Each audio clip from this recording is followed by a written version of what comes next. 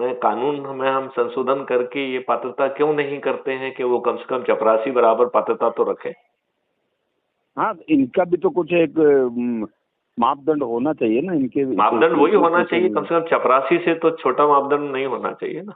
जी जी बिल्कुल बिल्कुल। मतलब चपरासी वाला ही मापदंड रख दिया जाए कि आप सचरित्र होंगे, आपका आपराधिक रिकॉर्ड नहीं होगा, पुलिस से आपका जो है ना वेरिफिकेशन होगा और आप उसमें आपराधिक रिकॉर्ड के यदि आप हैं तो आपको चुनाव लड़ने की पात्रता नहीं होगी।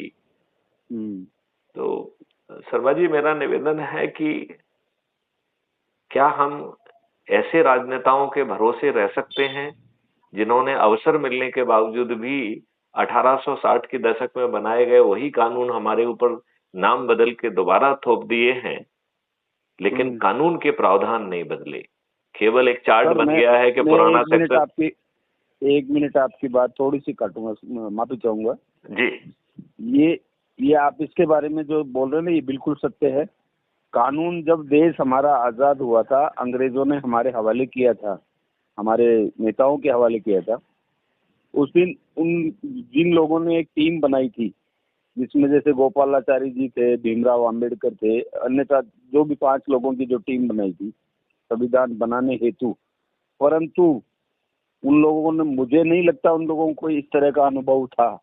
अगर अनुभव था तो हालात के हिसाब से अनुभव नहीं था, क्योंकि हम तो गुलामी के दौर से गुजरे हुए थे, तो हमारे वो टाइम के हालात तो वही टाइप के थे। उन्होंने जो संविधान उसी टाइम को लेके बनाया, या फिर उन लोगों के जो संविधान बने हुए थे उन्हीं को सार रख दिया गया है वैसे के वैसे, इसमें कोई परिवर्तन नहीं किया गया था इसमें। अच्छा फिर ठीक है, वहां तक तो समझ जाते हैं कि चलो वो टाइम की व्यथा वैसी थी, परंतु मैं ये कह रहा हूँ कि आज हम इतने साल बीत जाने के बाद में भी हम उसमें परिवर्तन, बहुत मतलब निम्न स्तर का भी परिवर्तन नहीं कर पाए हैं। हमारी जो सरकारें आई है वो अपने स्वार्थ के लिए अपने हिसाब से कानून बनाए हैं, पब्लिक के और देश के हित में कानून नहीं बनाए हैं। आपने बहुत ही उचित बात कही है आपने, बहुत उचित बात कही है आपने, बहुत ही उचित बात कही है। नहीं, एक ही परिवार रहा है, उसने मनमाने ढंग से कानून बनाए और तोड़े सर। आप एक छोटा सा सवाल मैं आपसे करता हूँ सर, छोटा मुंह बड़ी बात जी। सन 75 में इंदिरा गांधी जी ने जब इमरजेंसी लगाई थी जी, वो तो अपने बचाव के लिए लगाई थी, क्योंकि वो कहते हैं ना कोयले में गिरता है तो आदमी घास को पकड़ता है, तो बच नहीं सकता उससे, लेकिन वो ये समझता है शायद मैं बच जाऊं। तो इंदिरा गांधी जी को 6 साल का बेंच लगा, तो उन्होंने फिर सोचा कि अब क्या किया जाए, तो MM जैकब से उन्होंने शाम को बैठ के विचार विमर्श किया इसके लिए हम क्या करें। मेरा तो यहाँ से सफाया होने वाला है एकदम, मेरा और मेरे खानदान का सफाया होने वाला है, क्योंकि 6 साल का बेंच लगने का मतलब एक प्रधानमंत्री रहते हुए इतने दिन से शासन में, तो एकदम शासक थी वो, और फिर एकदम से उसको 6 साल का बेंच लग जाना, तो वो चाहती थी कि अभी कुछ करना पड़ेगा। तो MM जैकब ने ये राय दी थी कि आप इमरजेंसी लगा दो, 1-2 साल में लोग इन कठिनाइयों से गुजरेंगे तो शायद उस बात को भूल जाएंगे, और अगर हुआ भी अगले 5 साल के लिए अगर चुनाव हुआ और उसमें आपको तवज्जो नहीं मिली तो 6 साल पूरे हो जाएंगे आपके, फिर दूसरी बार दूसरे टर्म में तो आप चुनाव लड़ ही लेंगे ना। तो ये प्रोग्राम उस टाइप का था। लेकिन सर आज ये लाल डायरी जो दिखा के घूमते हैं ना, वो तो खैर मैं तो उसको पप्पू ही बोलता हूँ, लोग भी बोलते हैं, जो सदन में दिखाता है या कहीं भी दिखाता है उसको तो खैर बिल्कुल भी, वो तो अनभिज्ञ है, उसको नॉलेज ही नहीं है राजनीति का और देश के हित में कोई नॉलेज नहीं, क्योंकि पूरी राजनीति पूरा सब कुछ खान पान तो विरासत में मिला है, उसके DNA में डिफेक्ट है, तो जो ओरिजिनल DNA खराब था तो वो अब DNA तो नहीं बदल सकता है ना। बिल्कुल बिल्कुल सही बात है सर। तो मैं कह रहा हूँ कि आज अगर हम उसके खिलाफ आवाज उठाए, मैं तो हर जगह सर एक ही बात बोलता हूँ और लोगों को बहुत बुरा लगता है इस बात का। मैं कह रहा हूँ आज भी, कल मैं मेरे गांव गया था, वहाँ पे एक सरपंच है, वो वहाँ कांग्रेस का शासन है, प्रधान और सरपंच बैठे थे, तो बात कर रहे थे, आओ संपादक जी ऐसा वैसा, तो मैं बोला यार अब आप लोगों के साथ में बैठ के थोड़े टाइम के लिए आया हूँ, 1-2 घंटे के लिए, अगर कहीं राजनीतिक पॉइंट आ जाए कहीं तो फिर वही बातें उल्टी सीधी हो जाएंगी। हम तो क्लास फेलो भी हैं और इस गांव के नागरिक हैं, तो 2 बातें ऐसी ही आई, तो एक आदमी कह रहा था कांग्रेस ने सब कुछ दिया, क्योंकि वो तो कांग्रेसी तो वो यही कहेंगे। तो मैंने उनसे ये कहा कि सब सारे बात छोड़ के एक बात का जवाब दे दो, 75 में इतना बड़ा कानून तोड़ा था तो इंदिरा गांधी को कम से कम फांसी की सजा तो होनी चाहिए। जिसको आप क्या क्या मतलब खिताब से नवाजा, और उसको क्या क्या बोला, दुर्गा फलाना ढीमका, ये वो इस काबिल नहीं थी। बेचारे जो और है अटल बिहारी वाजपेयी ये कहते कहते मर गए कि उन्होंने India is Indira, Indira is India कभी नहीं कहा। लेकिन हाँ फिर भी ये भ्रामक प्रचार लगातार जारी रहा। सही बात है सर, एक बात को आप, एक झूठ को आप 100 बार रिपीट करेंगे ना, वो सच साबित हो जाता है फिर। आप ये देखिए कि फील्ड मार्शल मानेकशॉ जी, जिनके हाँ हाँ कारण इतना बड़ा सम्मान देश को मिला, हाँ। बांग्लादेश को स्वतंत्र करा पाए और पाकिस्तान को उसका स्थान दिखा दिखा पाए, ये हम्म, इतनी दुष्ट सरकार है कि उनको पेंशन नहीं मिली। जब हाँ हाँ। राष्ट्रपति अब्दुल कलाम जी उनसे बीमारी के समय अस्पताल में मिलने गए, हम्म, तो उन्होंने पूछा कि मैं आपके लिए क्या कर सकता हूं, तो उन्होंने कहा हम्म, कि मेरी हम्म, पेंशन मुझे नहीं मिल रही है, वो आप मुझे दिलवा हम्म। दीजिए। बाप रे और बाप। उनको शायद 5 करोड़ रुपए जो है ना सब कुल मिला के, चूंकि डिलेड उसमें इंटरेस्ट रेट वगैरह मिला के शायद 5 करोड़ का पैसा मिला था, वो उन्होंने उसी दिन दान कर दिया।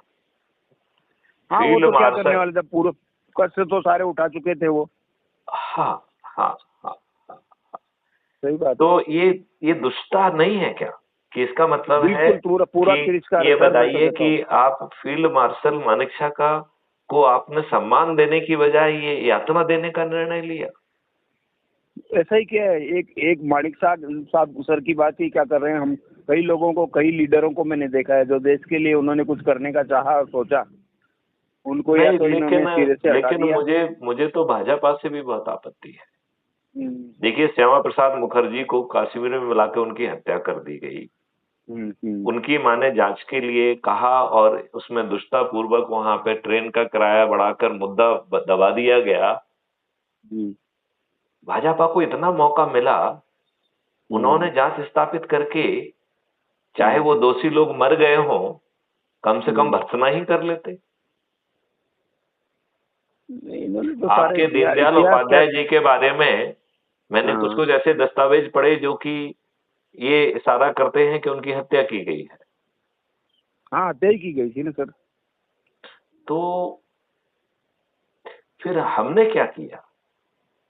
नहीं, हम तो तो हमारा इन लोगों, देखो ये एक ऐसा जाल बिछा चुके थे और बिछा चुके हैं, ये एक पार्टी और ये इसके अंधभक्त है, जिसको मैं कहूंगा कि इनमें दोषी ये परिवार और ये कांग्रेस नहीं है। कांग्रेस कौन है? हमारे ही भाई जो समय की धारा से भटके हुए हैं, जो अंधभक्त बन के नहीं नहीं इनका नहीं सपोर्ट आज भी नहीं कर रहे हैं और नहीं पहले भी नहीं करते थे। नहीं, जटाशंकर शर्मा जी, यदि मुझे आप अवसर दें तो मैं इसे थोड़ा करेक्ट करूंगा। हाँ जी बताइए। जिनको आप कह रहे हैं वो भटके नहीं हैं, वो स्वार्थी लोग हैं। जी वो उस बिल्कुल। समय के राजा महाराजा और जमींदार थे। उन्हें ये हम्म, समझ में आया कि कांग्रेस के सहारे वो सत्ता हम्म, में बैठेंगे, हम्म। इसलिए जो है ना उन्होंने ये सब किया। हाँ बिल्कुल सही बात है। मतलब ये रीजन उसका ये था। यही हम्म, कारण है कि कोई मूल बदलाव नहीं हुआ, क्योंकि हम्म, जो शोषक वर्ग था वही शासक वर्ग बन गया। हम्म, और आपने दुष्टापूर्वक जो है जाति धर्म संप्रदाय के आधार पर, संकीर्ण हम्म, राजनीति के आधार पर अपने उम्मीदवारों को शॉर्टलिस्ट किया, हम्म, और फिर निर्लजता पूर्वक हम्म, हमने जीतने की जो संभावना नामक विनेबिलिटी के कॉन्सेप्ट को लेके आए। और हम्म। ये क्या एक राजनीतिक दुष्टता नहीं है कि इन्हें अपराधियों में, बाहुबलियों में, धन बलियों में ही विनेबिलिटी दिखाई देती है, इन्हें अच्छे लोगों में विनेबिलिटी ही नहीं दिखाई देती है? नहीं, और फिर इसमें क्या? एक नर्वसता हो गई सर, बीच में मैं आपकी बात रोकूंगा, इसमें एक नर्वसता हो गई। हाँ। क्योंकि बीच बीच के जो 40 साल जो गुजरे हैं ना, हम्म। वो मनमानी और जिसको बोलते हैं ना अत्याचारी, इन लोगों के अत्याचार से अब लोग तौबा कर चुके और फिर नर्वस हो गए, क्योंकि इनके सामने कुछ वश नहीं चलता था।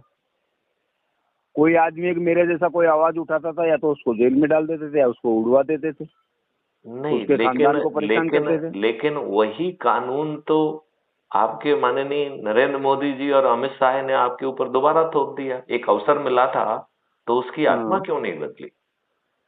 नहीं, इसका इसमें देखो, ये परिवर्तन लाने में धीरे धीरे काम करेंगे, करेंगे, सब परिवर्तन लाएंगे। जहाँ तक मेरा ख्याल है वो इस पे ये काम मेरा कर रहे हैं। जटाशंकर जी, मैं आपसे विनय पूर्वक प्रार्थना करना चाहता हूँ, ऐसा ये जी। बिल्कुल नहीं करेंगे। यदि ऐसा करने की संभावना होती तो हम्म। पार्लियामेंट में 46% जो है ना अपराधी नहीं हो जाते। इसमें माननीय नरेंद्र मोदी और अमित शाह की भूमिका है, उन्होंने ही तो टिकट बांटे हैं। उन्हीं की तो नहीं लेकिन भूमिका है जो उन्होंने सुप्रीम कोर्ट और चुनाव आयोग की जो सिफारिश की अपराधियों को चुनाव लड़ने से रोका जाए। हम्म। इनको अपराधी राजनेता बेचारे दिखाई देते हैं। एक चपरासी जिसे फूट की हम्म। जो है ना भूख की आग जो है ना मिटाना है, हम्म। उसके ऊपर यदि कोई झूठा केस लग जाए तो उसे नौकरी नहीं मिलेगी। लेकिन ये चुनाव लड़ेंगे। क्यों लड़ेंगे भाई? क्यों लड़ेंगे? नहीं ये लेकिन एक एक सर मैं एक बात चपरासी और बताना साचरित्र चाहता हूँ। होना चाहिए, तो ये राजनेता साचरित्र क्यों नहीं होना चाहिए? नहीं, आपकी बात दुरुस्त है, बिल्कुल सही है। लेकिन मेरा मेरा कहने का ये तात्पर्य है कि आज अगर ये लोग एकदम से ऐसे कानूनों को हटाने का प्रयास करेंगे तो ये यही पब्लिक बिल्कुल है कल इनको बिल्कुल सत्ता से ऐसा हटा ही देगी। कर। हम तो ये कह रहे हैं आपकी घोषित पॉलिसी होना चाहिए। देखिए, आपकी घोषित पॉलिसी थी कि हम आर्टिकल 370 हटाएंगे। हम्म। अब जरा 370 पे हम विवेचन करें तो हम्म। उसमें लिखा गया था कि ये टेम्पररी क्लॉज है। हम्म। उसमें ये लिखा गया था कि इसको कैसे हटाया जाएगा। उसमें हम्म। केवल दो ही शर्तें थी कि एक की राष्ट्रपति को नोटिफिकेशन करना है और दूसरी हम्म। शर्त थी कि कंस्टिट्यूएंट असेंबली से कंसल्ट करना है। हम्म। अब यदि कंस्टिट्यूएंट असेंबली नहीं रही है तो ये शर्त हम्म। अपने आप में निर्मूल हो जाती है, शून्य हो जाती है, प्रभावहीन हो जाती है। तो ये जो हम्म। माननीय नरेंद्र मोदी जी ने जनवरी हम्म। 2019 में ड्रामा किया, उस ड्रामे की क्या हम्म। जरूरत थी? कैबिनेट से हम्म। एक अनुमोदन करके भेजते, प्रेसिडेंट उसे जारी हम्म। कर देता। यही हम्म। लिखा था आर्टिकल 370 में। हम्म। ये ड्रामा नाटक के कंस्टिट्यूएंट असेंबली, विधानसभा और फिर उसका पार्लियामेंट और पार्लियामेंट कंस्टिट्यूएंट असेंबली होगी, ये ड्रामा नाटक क्यों क्यों करने की जरूरत थी? क्या ये बहुत विवेक की जरूरत है कि यदि कोई